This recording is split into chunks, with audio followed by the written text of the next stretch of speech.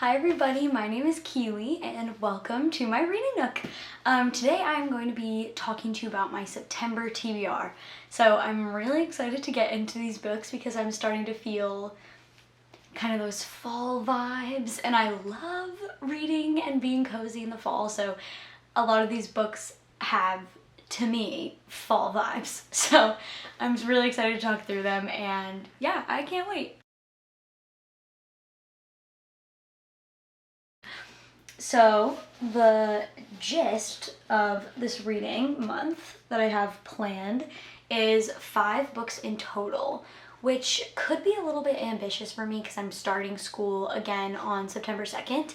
And so things might get a little bit busy, but the reason why I felt like I could bite off a little bit more than I normally would in September is because I am maybe 50 pages into one of them and maybe 20 pages into another. So I've started 2 of them, and that makes me maybe feel a little bit more confident in my ability to finish them, but we're certainly gonna find out if that proves to be true or not. But I guess I'll start with the 2 that I've already started.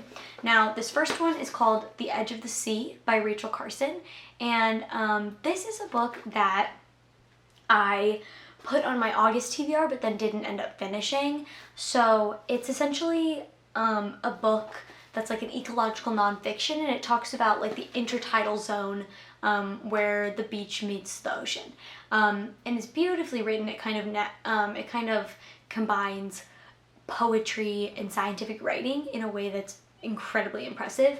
I did not DNF this or anything in August. It's just that I started to feel myself drawn towards fiction instead of nonfiction, and so this kind of got pushed to the back burner.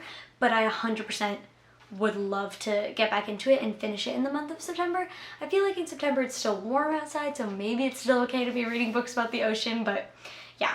That is The Edge of the Sea. It's written by Rachel Carson, who is famous for writing Silent Spring, which is a book about pesticides and their effect on the natural world in general, and it created a lot of environmental action in the 1960s. So Rachel Carson is one of the first environmentalists in a lot of people's eyes. So she is super knowledgeable about these things, but I actually found out that she's trained as a marine zoologist.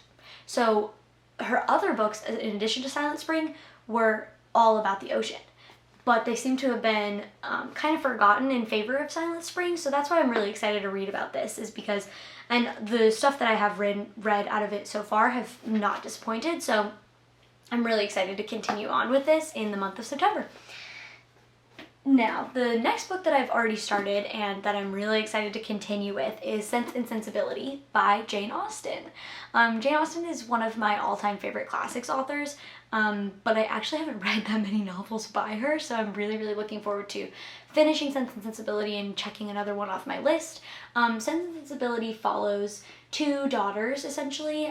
It focuses on 2 daughters, I should say, which is Marianne and Eleanor Dashwood.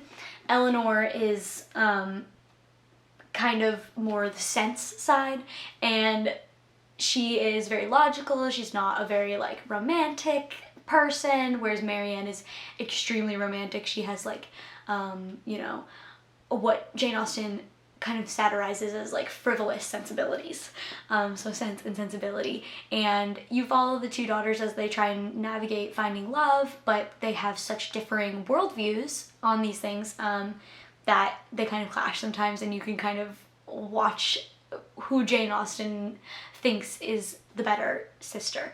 I have heard that this is a lot of people's least favorite Jane Austen novel. I'm enjoying it a lot so far. I will say that I'm not enjoying it so far as much as Pride and Prejudice, which is my favorite by her, but I will say I'm like barely into it, so I still have a lot of time to fall more in love with the characters and continue on. Yeah, so this is Sense and Sensibility by Jane Austen, and that is the end of the books that I have started but want to complete in the month of September. The next book that I'd like to read is actually another like ocean-y themed book, and the reason I want to do this is because I had a bunch that I wanted to read during summer that I didn't totally get to, and I just feel like there's room for another oceany themed book in my September TBR, and I feel like it's the last moment that I can squeeze it in before the fall fully takes over, and that is Virginia Woolf's To the Lighthouse.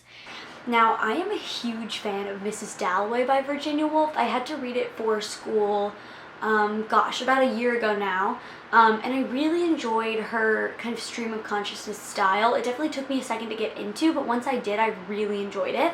So I've been meaning to pick up more books by Virginia Woolf generally, but I hadn't really heard crazy things about any of them, and so I figured, just pick up the first one I see and see what happens.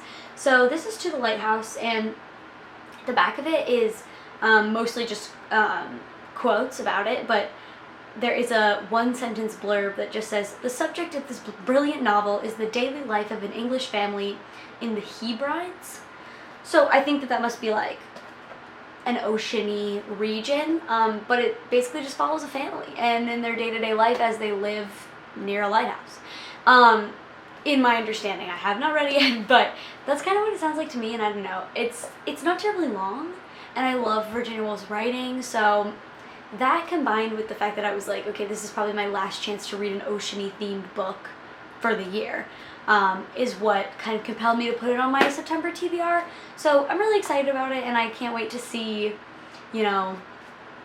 what this has to offer and kind of see where I think it lands compared to Mrs. Dalloway. So that is To the Lighthouse. And now we get into kind of the key books of my September TBR for me, because whenever I go back to school, I really crave dark academia kind of books. I crave, thrillers and like intellectual settings. I like to read a little bit about what I'm experiencing. So the first of the books that I picked up in that category, like that dark academia category, is The Maidens by Alex Michaelides, or Michaelides, maybe? Yeah, so I'm really excited for this one. It's been kind of going around, it's been, running around BookTube, Book Talk. It's a dark academia, and it takes place, I believe, at Cambridge University. Let's see, yeah, Cambridge University, so that's like kind of the epitome of dark academia vibes, like the old Gothic style buildings, prestige, things like that. So this is a novel about a student who goes to Cambridge is murdered, and she's the best friend of a character, and that character's aunt is pretty convinced that she knows who did it, and she believes that the person who did it is a professor that her niece has. So her niece's best friend was murdered, and she wants to come to Cambridge to kind of investigate, because she also went to Cambridge, and she's pretty certain, like, she gets weird vibes from this professor, and she is certain that he did it. But when she comes to Cambridge, it's kind of her trying to figure this out, prove this, and so it's got dark academia vibes for sure. It's also got a little bit of Greek myth vibes, because the professor is a handsome and charismatic Greek tragedy professor. So it sounds perfect for the fall time for me. Like, I feel like I'll transition from books like The Edge of the Sea, books like To the Lighthouse, Sense and Sensibility, into more of these fall dark academia type books. So The Maidens, I'm so excited for. I've seen so many people love this book. This is the same author who wrote The Silent Patient, which is a thriller that I'm thinking I'm going to reserve for October, but we're going to have to see. I'm also kind of predicting that my October reading is going to have to bleed into November. Like, there's so many spooky season books that I want to read that I'm just going to have to combine it into November, but we'll have to see how it goes. So The Maidens is next up. And then the last book that's on my I'm jumping ahead of myself, my September TBR is The Secret History by Donna Tartt. And this is the same author who wrote The Goldfinch. Also, can we just laugh together about how similar the covers are? Like, this is like statue of man. And it's like dark academia vibes. They're super similar in my eyes, but this is the same author, like I said, who wrote The Goldfinch, and that book actually won the Pulitzer Prize. Pulitzer? I've never said Pulitzer in my life. And then I just whipped that out for no reason. I've always said Pulitzer. I don't know what's right. What do you guys think? I don't know. But anyways, Donna Tartt won the Pulitzer Prize for The Goldfinch. I never finished The Goldfinch actually, but I did appreciate her writing. So I thought that maybe The Secret History would be more up my alley compared to The Goldfinch. Basically, it says, under the influence of their charismatic classics professor, a group of clever, eccentric misfits at an elite New England college discover a way of thinking and living that is a world away from the humdrum existence of their contemporaries. Ooh.